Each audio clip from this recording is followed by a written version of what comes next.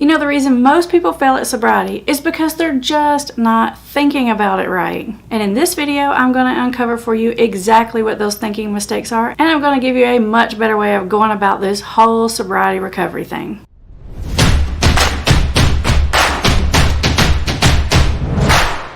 For those of you who are new here, I'm Amber Hollingsworth, Master Addiction Counselor, founder of Hope for Families Recovery Center, and you are watching Put the Shovel Down, the YouTube channel dedicated exclusively for helping you understand the science and psychology of addiction so you can beat this thing once and for all and take your life back into your own hands. Now, a lot of us have heard the old saying about you have to change your people, places, and things. Or sometimes you hear people say playmates, playgrounds, and playthings.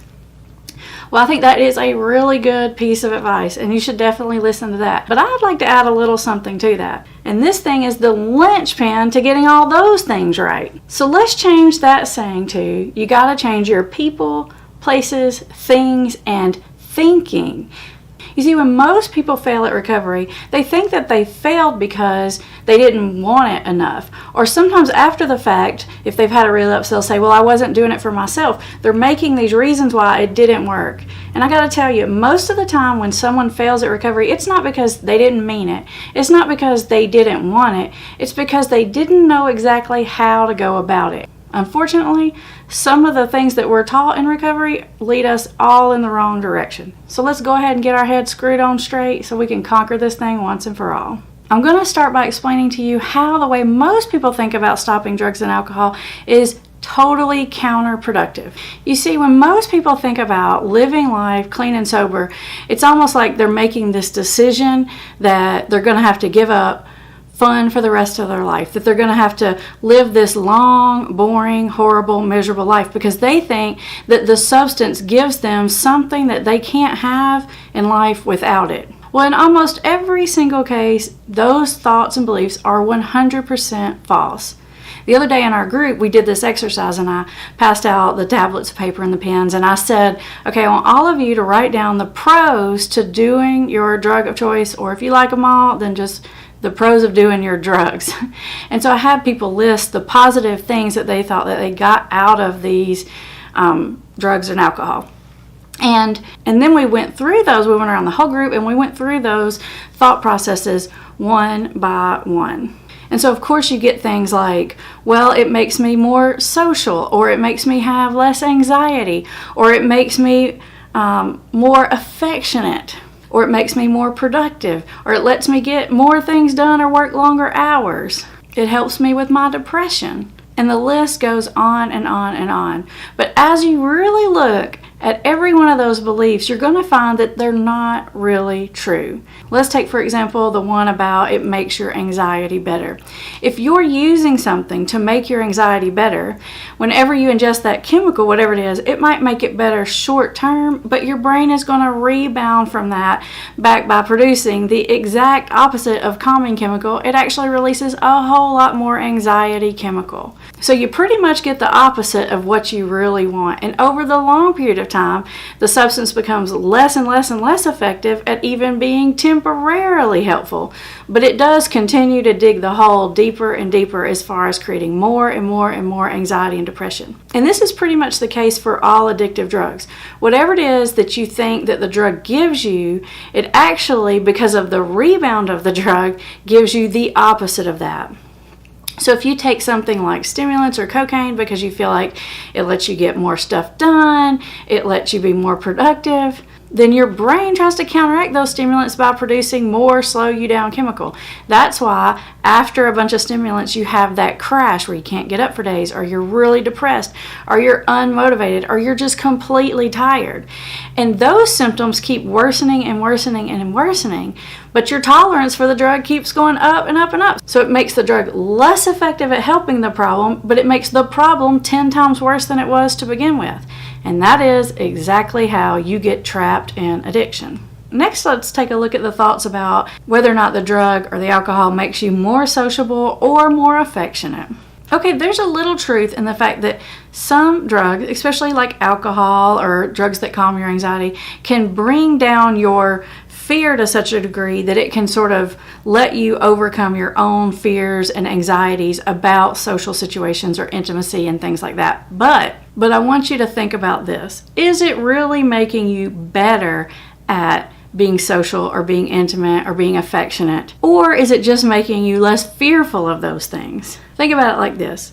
Have you ever gone to a social event, a party, a wedding, something like that, and you've been the only sober one there, and you're watching everyone else who's totally intoxicated? Yeah, it gets kind of obnoxious, doesn't it? They think they're funny, they think they're so smart, and you're just like, oh my God, you sound so stupid, just shut up. That's what you eventually think. I mean, it might be funny for a few minutes, and then after that, it gets on your nerves. So it's not that those people actually have greater powers at being more social. It's actually that their anxiety about it or their fear about it goes down and basically lets them be braver and more out there. The problem with that is that our anxiety is kind of important because it makes us think about those things. Like, how many times have you been really intoxicated and done some things that you felt really, really, really embarrassed about? And if you'd had your filter working right, you would have never done that. You know, like starting a fight, you know, like saying really mean things to people that you care about, or drunk calling or texting your ex, you know, those things. So even though you may think, okay, I want that filter taken off of me because I don't want to be inhibited, I want to be able to let myself out.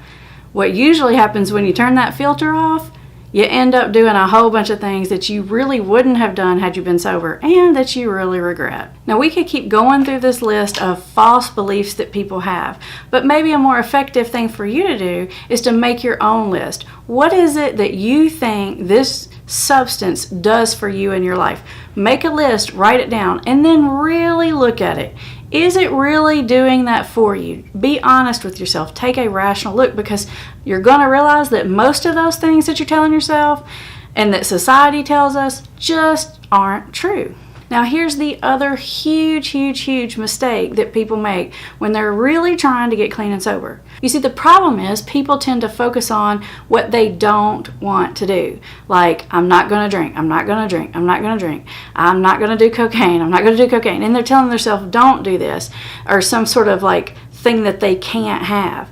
The more you tell your brain, don't do something, you can't have something, the more your brain naturally wants that. I mean, everyone knows that. It's like you're reverse psychologying yourself.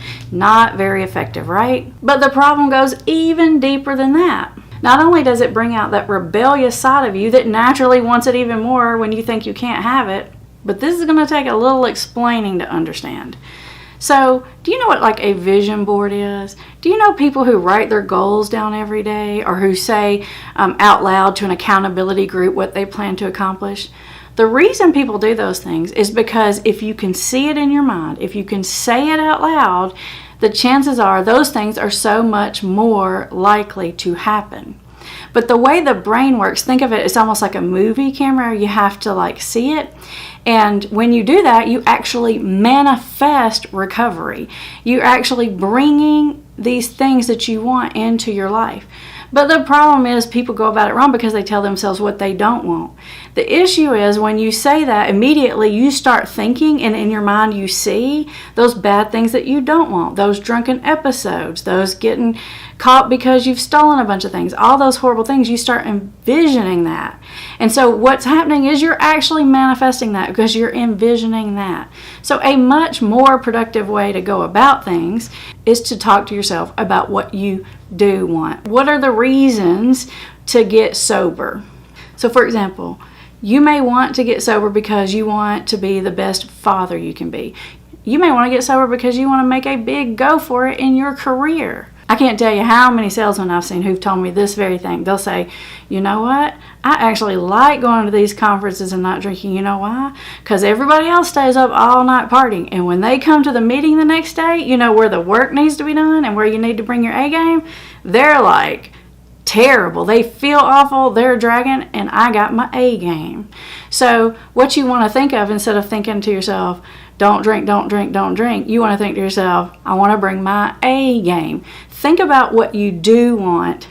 Don't think about what you don't want. Because literally when you think about it, your brain starts envisioning it. And it's like you're creating this vision board of terribleness. You're bringing those negative things into your life by doing that, and you're activating that rebellious part of yourself that just wants to fight against it anyway. So this means the two main things that you need to do to get your recovery game in check is you need to make sure that you're telling yourself the truth about the substance that you're using. And you can do that by making the list of all of those things that you think are true about it.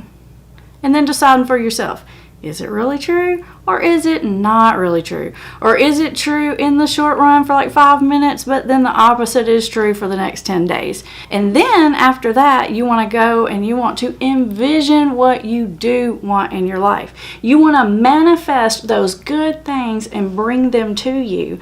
It is so much easier to tell yourself, if you've got a goal, to do more of something than it is to do less of something. So always go in the positive direction when you're trying to accomplish something. So now that you got your thinking straight on all that, it's time for you to take the next big practical step towards manifesting that wonderful life that you're headed to.